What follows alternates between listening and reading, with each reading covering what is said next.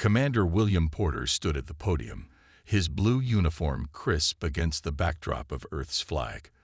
The holographic display behind him showed the vast expanse of their solar system, a tiny dot in the cosmic ocean, but one they were determined to protect. As of today, by unanimous decision of Earth's United Nations Space Council, all vessels belonging to the Galactic Noor Empire are hereby prohibited from entering our solar system, he announced, his voice steady despite the weight of his words. The alien delegates seated before him shifted uncomfortably. Their scaled skin reflected the harsh lights of the Declaration Chamber. Ambassador Zortak, the most senior Imperial representative, leaned forward on his six-fingered hands. "Commander Porter, surely you misunderstand your position," Zortak said. His translator converted his clicking language into English. The Noor Empire spans over 3,000 worlds across 6 galactic arms. Earth is, forgive me, barely a footnote in our stellar charts. Porter nodded, a small smile playing at his lips. "We understand our position perfectly, Ambassador. That's precisely why we're establishing these boundaries now." The room fell silent as Porter activated a control panel. The holographic display zoomed out to show the boundary markers Earth had already positioned at the edge of the Kuiper Belt. "As you can see, we've established clear markers. Any Imperial ships crossing this line will be considered in violation of our sovereign territory." A ripple of what humans would recognize as laughter moved through the alien delegation. Admiral Vexner, the military attaché with golden ridges along his head, stood up. "With what force do you plan to enforce this ban?" Vexner asked, making no attempt to hide his derision.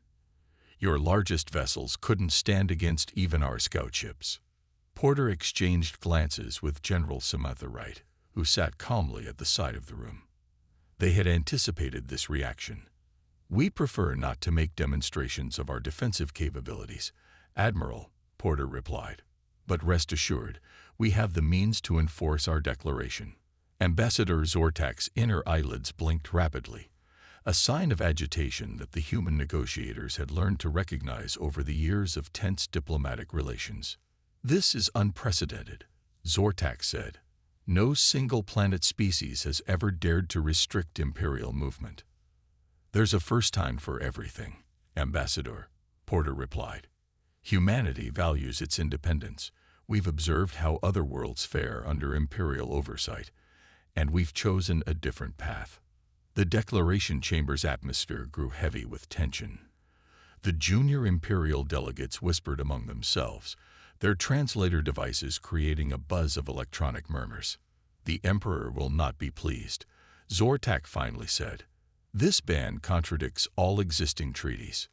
"The treaties were always provisional," General Wright interjected, speaking for the first time. "And they were signed under duress, as your records surely indicate." Porter nodded at the general before addressing the delegates again. "Our scientists have made certain discoveries in recent years that have changed our perspective on galactic relations. We believe it's in everyone's best interest if we maintain our distance for now." Ambassador Zortak stood, towering over the human representatives. His ceremonial cape glittered with embedded gemstones that signified his high rank. "I will convey your declaration to the Imperial throne," he said coldly. "But be warned, the Empire does not recognize barriers it hasn't sanctioned." "We understand the risks," Porter said. "Our decision stands." As the Imperial delegation filed out of the chamber, Porter turned to Wright. "How long do you think before they test our resolve?" he asked quietly. "Days, not weeks," she replied. "The outer sensor network is fully operational." Porter nodded. "And Dr. Grant's defenses are ready for deployment." They looked at the closing doors as the last alien diplomat left the room. "Then I guess we wait," Wright said. "And prepare," Porter added, his eyes fixed on the holographic stars that represented humanity's new frontier and their first real stand against the galaxy's dominant power. Lieutenant Kate Summers gripped the controls of the defense vessel Horizon as she watched the Imperial scout fleet approach Mars orbit. Just 3 days after Earth had issued its ban, the Noor Empire was already testing human resolve. "They're not slowing down," said her second-in-command, Jack Wilson. His fingers danced across the tactical display. 5 Imperial cruisers, standard formation. They're ignoring all warning signals. As expected, Kate replied. She opened a channel to Earth Command. This is Horizon. Imperial scouts have crossed the Mars line, requesting permission to engage as per Protocol 7. General Wright's voice came back immediately. Permission granted, Lieutenant. Remember, demonstration only. No casualties if possible. Understood, Kate said. She closed the channel and turned to her crew of 12. Battle stations. Activate the convergence shield. Around the horizon, the space seemed to ripple as the experimental technology came online. The ship itself appeared to blur slightly, as though viewed through water. Targeting lead vessel's propulsion systems, Wilson reported. Convergence energy at 90% and holding steady. On the main view screen, Kate watched the approaching Imperial cruisers. They were sleek, predatory ships with the distinctive purple energy signature of Imperial tech. In previous encounters, such vessels had treated Earth ships like toys, easily outmaneuvering and outgunning them. Open communication channel, Kate ordered. When the Imperial captain's face appeared on screen, Kate noted his surprise at seeing the human woman in command. Imperial vessel, this is Lieutenant Kate Summers of Earth Defense. You have entered restricted space. Reverse course immediately. The Imperial captain, a tall, ridge-headed officer with ceremonial scars, laughed. Human, your restriction is not recognized by the Empire. Move aside or be destroyed. Kate closed the channel. They always want to do things the hard way, she sighed. Target locked. Locked, Wilson confirmed. Convergence beam ready. Fire. From the horizon, a beam of white-blue energy lanced out, not at the Imperial ship's weapons or bridge, but at a seemingly empty spot 20 meters off its port side. The beam appeared to hit nothing, but the effect was immediate and dramatic. The Imperial cruiser suddenly lurched as if hitting an invisible wall. Its engines flickered and died. The ship began to drift, emergency lights blinking along its hull. Direct hit on their quantum field generator, Wilson reported, his voice filled with awe. They're completely disabled, but life support remains intact. No casualties. The remaining Imperial ships slowed their approach, clearly confounded by what they had just witnessed. Their sensors would be telling them something impossible, that the humans had somehow targeted and neutralized technology the Empire believed was undetectable to lesser species. Kate opened a general broadcast channel. Imperial vessels, your lead ship has been disabled without casualties as a demonstration of our capabilities. We could have destroyed it.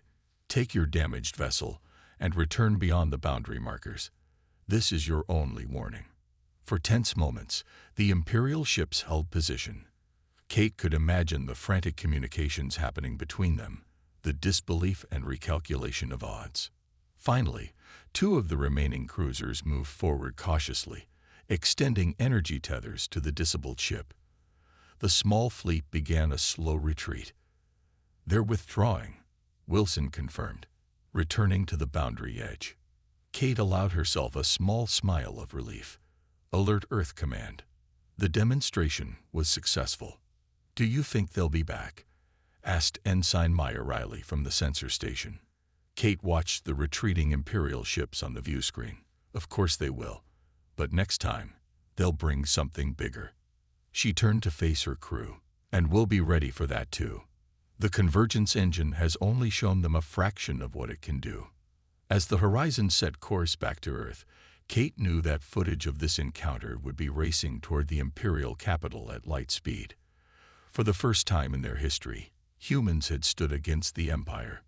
And won. Admiral John Mitchell stood quietly in the corner of the Imperial High Council chamber, his human presence barely tolerated despite his official status as Earth's observer. The massive circular room buzzed with angry voices as Emperor Veshnar entered, his gold-scaled skin shimmering under the light of 3 artificial suns. Silence. The Emperor commanded, taking his seat on the crystalline throne. The 12 council members immediately fell quiet. I have reviewed the footage from our disabled cruiser. Show it again. The center of the chamber filled with a holographic display showing Lieutenant Summers' ship firing the strange beam that had somehow neutralized the Imperial cruiser without direct contact. Impossible, hissed War Minister Krell. They targeted our quantum field generator.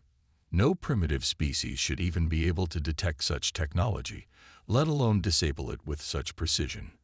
Admiral Mitchell kept his face carefully neutral, though he felt a surge of pride at Earth's achievement.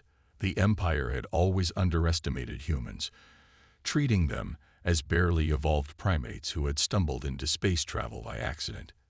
Admiral Mitchell, the Emperor said suddenly, fixing his 4 eyes on the human. Your presence here was a concession we made in previous treaties. Perhaps now you will explain how your people acquired technology that rivals our own.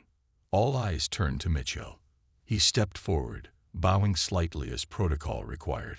Your Imperial Majesty, Earth has always respected the Empire's achievements, Mitchell said carefully. But we have our own scientists and our own path of development. The technology you witnessed is the result of independent human research. Lies, shouted General Drav, slamming his clawed hand on the council table. They must have stolen Imperial secrets. I recommend immediate military action to crush this rebellion before other worlds follow their example. Emperor Vesh-Nar raised a hand for silence. And waste more ships. This demonstration suggests the humans possess capabilities we did not anticipate. We must understand what we are facing before we commit to war. Mitchell noted the Emperor's pragmatism with relief. Vesh-Nar had ruled the Empire for over 300 years and was known for his calculating approach to problems. What do you suggest, Your Majesty?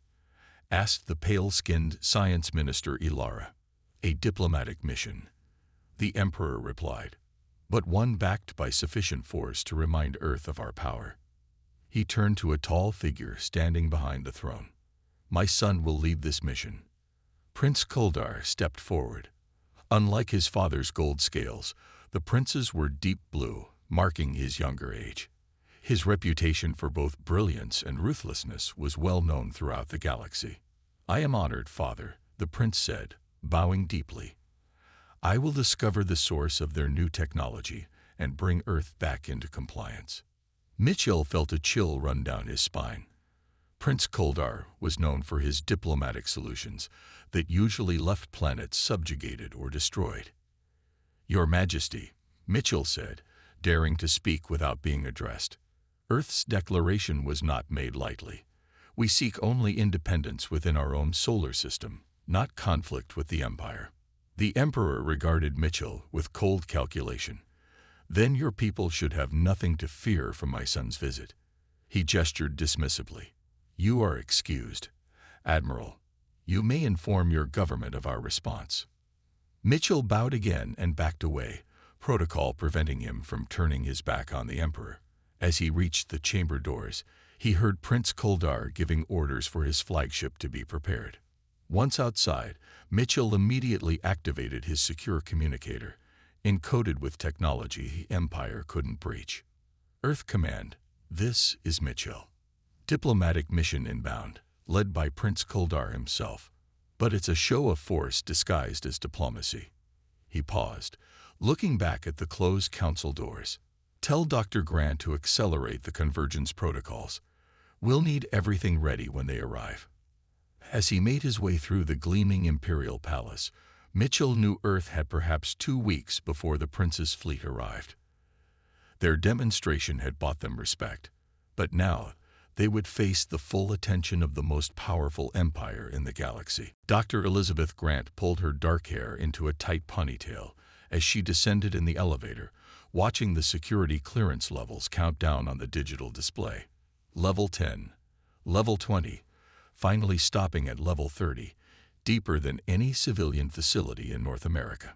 The doors opened to reveal the heart of Project Convergence, a vast underground complex beneath the Rocky Mountains that few people on Earth even knew existed.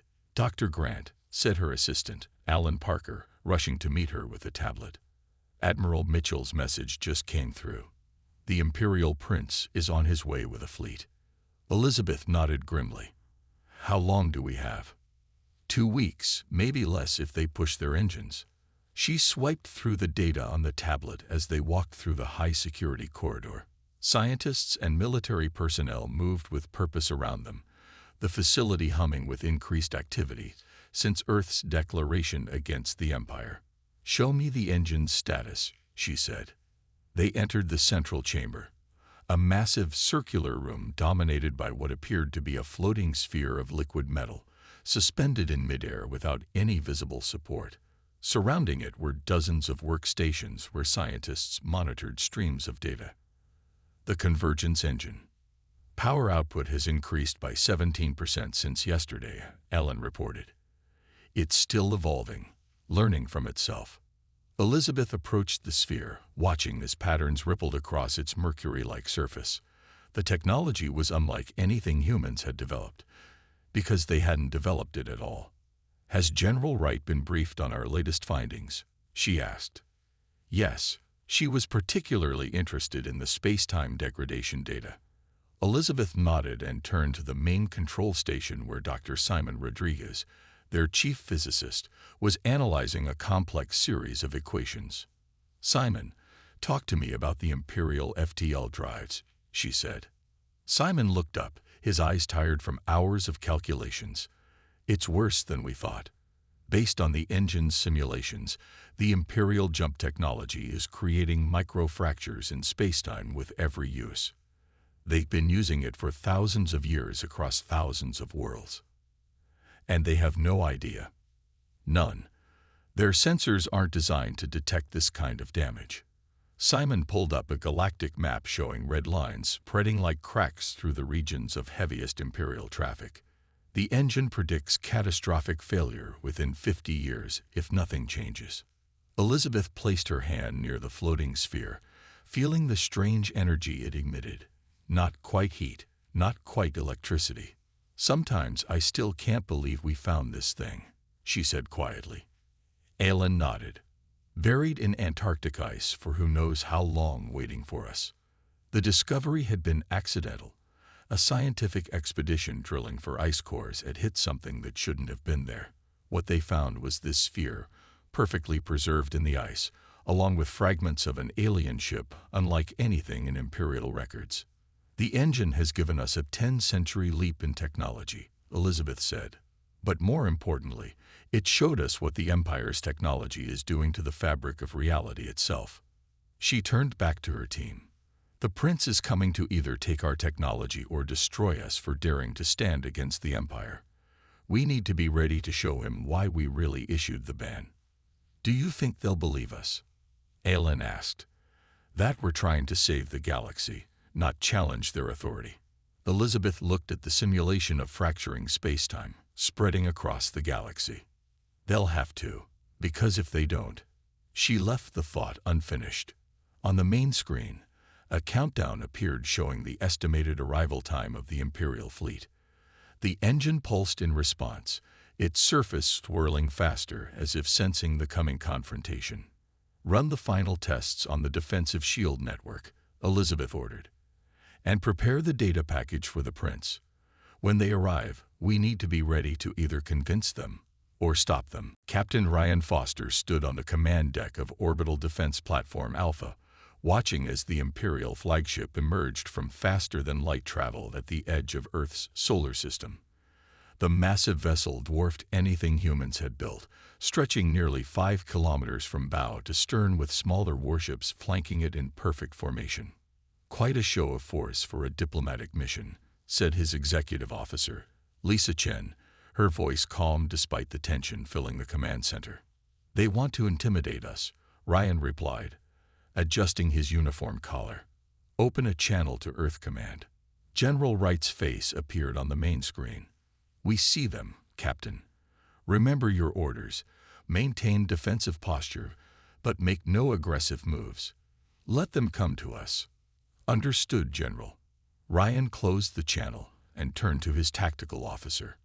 "Status of the convergence shield." Fully operational, sir. All satellites in the network are online and synchronized. Ryan nodded, watching as the Imperial fleet moved deeper into the solar system, passing Neptune's orbit. Their approach was deliberate, almost ceremonial in its precision. "They're hailing us," Lisa reported. On screen, the image of Prince Kuldar appeared, his blue scales gleaming under the lights of his command center. The royal insignia adorned his uniform, and his 4 eyes regarded Ryan with cold calculation. "This is Prince Kuldar of the Galactic Noor Empire, son of Emperor Vesh. Nar, conqueror of the 7th spiral, rightful ruler of 10,000 stars," the prince's translator announced in formal tones. "I come under diplomatic authority to address Earth's unlawful restrictions against Imperial vessels." Ryan straightened his shoulders. "This is Captain Ryan Foster of Earth Defense. We acknowledge your diplomatic status, Prince Kuldar. However, your fleet composition suggests more than diplomacy." The prince's upper lip curled slightly. "A precaution only. Recent actions by Earth forces against our scout vessels necessitated appropriate escort. Your scout vessels violated clearly marked boundaries after fair warning," Ryan replied evenly. "Nevertheless, we welcome peaceful discussion. You and a small delegation may approach Earth for talks with our Security Council." The prince's eyes narrowed. "You misunderstand, Captain. I am not requesting permission. The Empire does not recognize your claim to control access to this system. My fleet will proceed to Earth orbit to conduct these negotiations." Ryan felt the tension in the command center rise. This was the moment they had prepared for. "I'm afraid that won't be possible, Your Highness. Our restrictions remain in effect. Only your diplomatic vessel may proceed, without military escort." The prince leaned forward, his voice dropping dangerously. "Perhaps you fail to grasp the consequences of defying an imperial decree. My flagship carries enough firepower to reduce your cities to ash. Your orbital platforms are nothing against our capabilities." Ryan allowed himself a small smile. "With respect, Your Highness, you might want to check your tactical displays." There was a brief pause as the prince presumably received information from his officers. His expression shifted subtly from confidence to confusion. "What is this?" he demanded. "Look outside your viewport, Prince Kuldar," Ryan suggested. All around the Imperial fleet, points of light had begun to glow.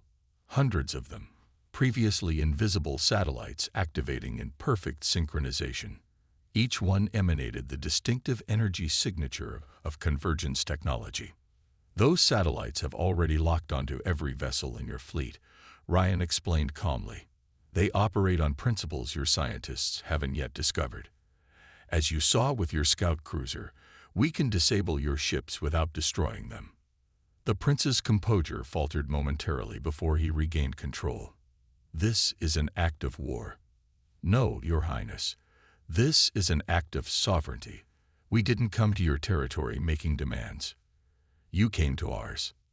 The command center fell silent as the two leaders stared at each other across the void of space. The prince's officers could be seen in the background, urgently consulting their instruments. "You leave me no choice," the prince finally said. "There's always a choice," Ryan replied. "War or respectful dialogue. The council awaits your diplomatic vessel, alone, in 24 hours. The decision is yours, Your Highness." As the communication ended, Lisa moved closer to Ryan. "Do you think he'll attack?"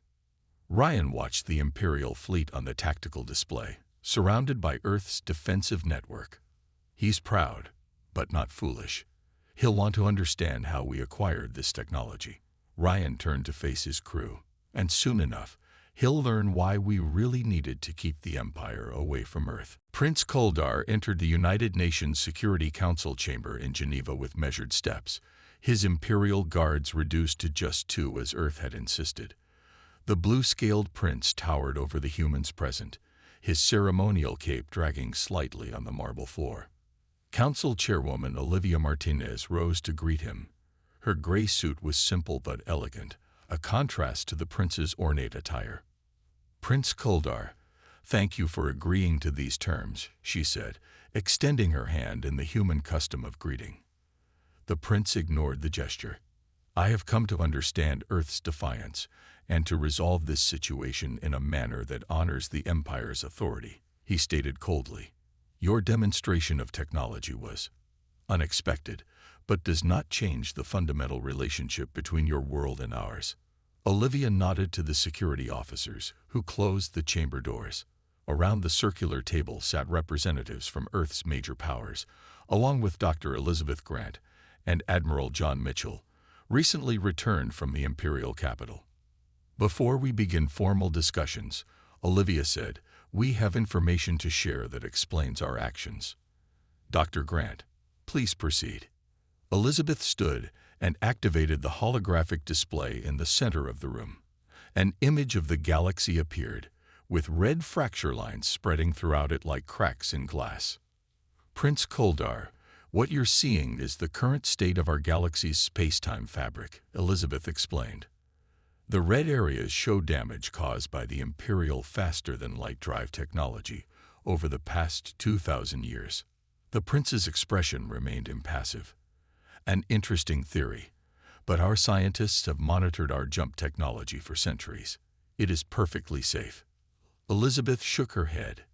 "Your sensors aren't designed to detect this type of damage. It's occurring at a quantum level your instruments simply cannot measure." She zoomed in on a particularly dense red area near the Imperial capital worlds.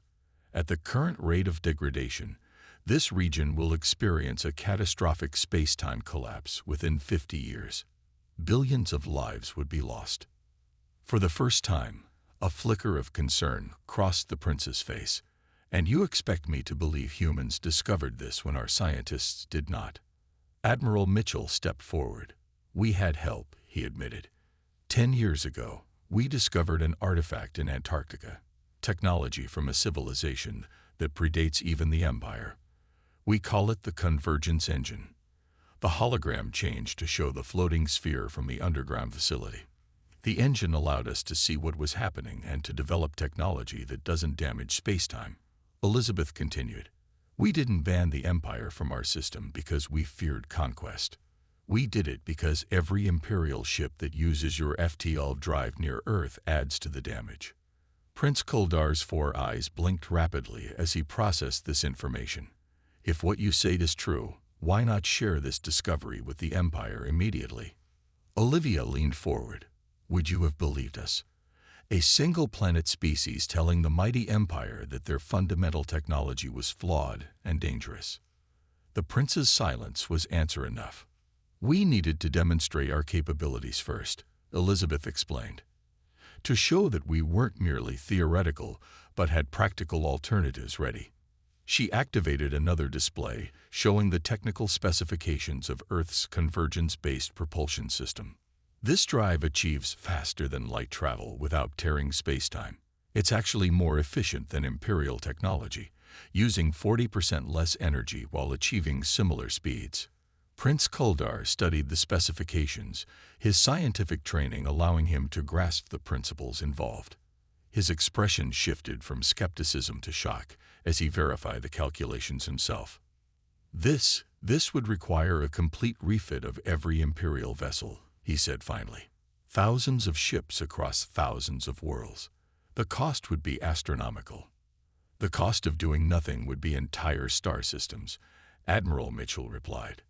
"Including your homeworld, according to our projections." The prince stared at the holographic display of fracturing spacetime, seeing his empire's unwitting path toward destruction. His voice, when he finally spoke, had lost its imperial arrogance.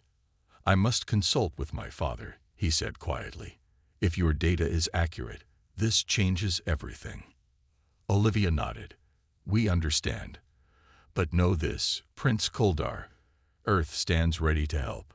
We didn't develop this technology to challenge the Empire, but to save the galaxy we all share." 6 months after Earth's revelation to Prince Koldar, a sight unprecedented in galactic history appeared in Earth's sky.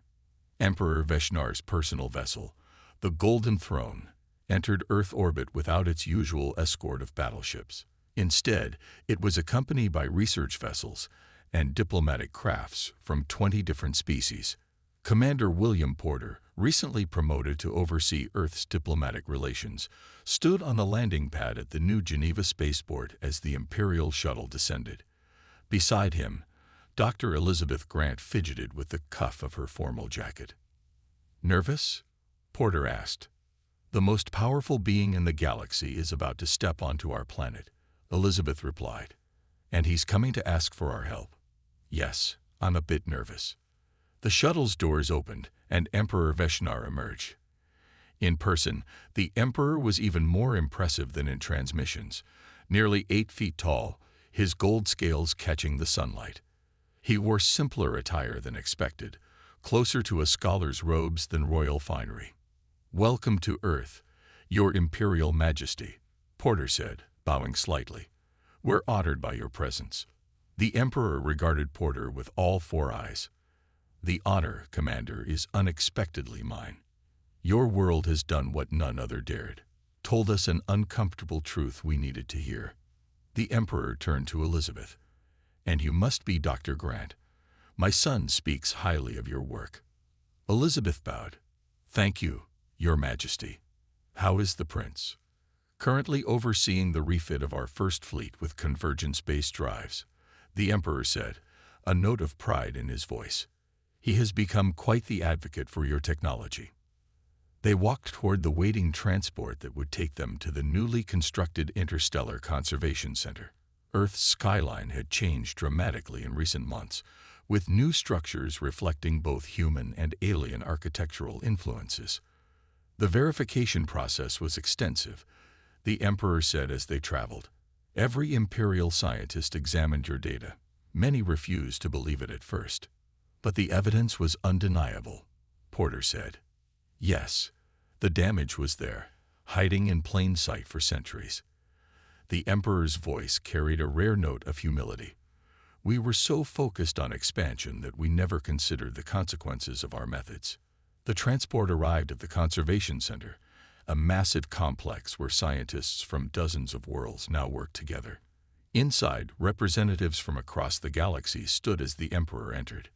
At the center of the main hall stood the convergence engine, now housed in a special chamber where delegations could observe its operation from a safe distance. 6 months ago, humanity was considering hiding this technology, Elizabeth explained as they approached the engine. "We feared the Empire would simply take it by force."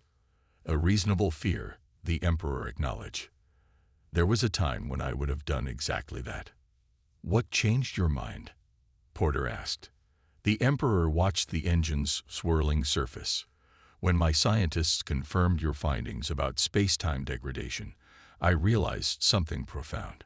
The Empire has existed for 10,000 years, yet we have become stagnant in our thinking. We stopped looking for better ways, assuming we have found all the answers." He turned to face them. "Meanwhile, a young species on a single planet found something we missed and developed it into technology that could save us all." It was humbling. The Interstellar Conservation Council session was about to begin. Representatives from across the galaxy took their seats, with humans placed in positions of prominence alongside the Imperial delegates, a sight unimaginable a year earlier. "The ban has been officially lifted," the Emperor said as they prepared to enter the council chamber. "Though I understand Earth has established new standards for vessels entering your system." "Yes," Porter confirmed. "All ships must use convergence-compatible drives to prevent further damage to local spacetime." "A reasonable requirement," the Emperor said. "One that the Empire will now enforce throughout our territory as well." As they entered the chamber, Elizabeth noticed how different this meeting was from Earth's first confrontation with the Empire. Where once there had been threats and posturing, now there was collaboration and mutual respect. "It's strange," she said quietly to Porter. "We issued that ban expecting a war. Instead, we found a path to peace. And perhaps something more valuable," Porter replied, watching as humans and aliens worked side by side to heal the galaxy's invisible wounds. A reminder that sometimes the smallest worlds can make the biggest difference.